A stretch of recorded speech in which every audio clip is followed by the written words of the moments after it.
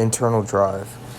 I see myself in a year, and currently I'm doing everything I can in my power to get to where I want to be in that year. Now, I don't want to say where I want to be. I don't want to tell other people where I want to be. And I know this is something I've talked to my friend about, where it's like, wow, you're really driven. Like how are you so focused in on like lifting, on YouTube videos, on community service, on this and that, and all these things. And it really, I just talked to him. I was like, I just see myself in 1 year. Like I see the current opportunities in front of me, and I'm really just trying to take advantage of everything I have.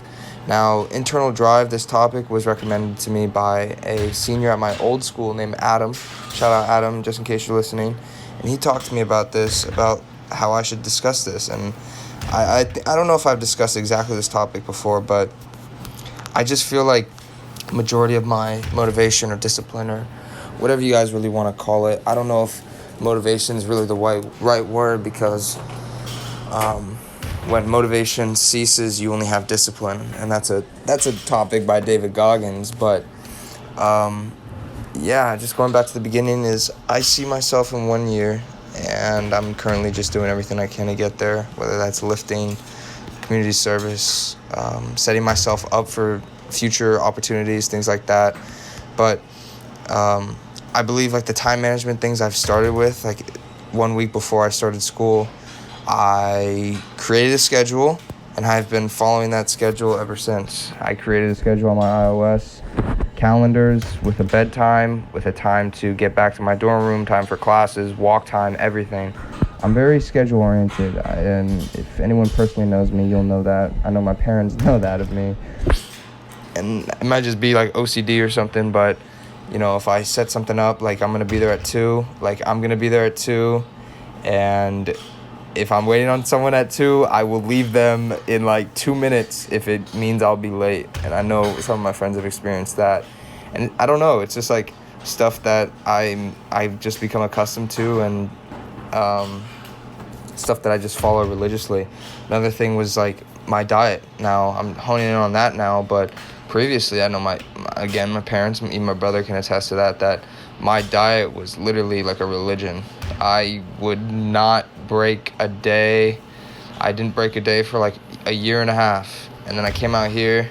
Honestly, I think it was more of just like I didn't even know about this, like location depression. I moved away from all my friends. I was in a new place. I was in, new scenery, no one to talk to, no one to really like interact with. And I honestly think that I had some sort, like I turned to food for like comfort, I'd say.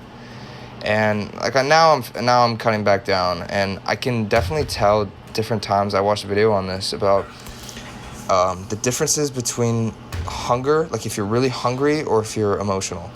And those are like the main things I can combat now that I can, once you like see things, I know this is for other things too. Once you see things or hear things, you can never unhear them or see them when they like translate to daily life.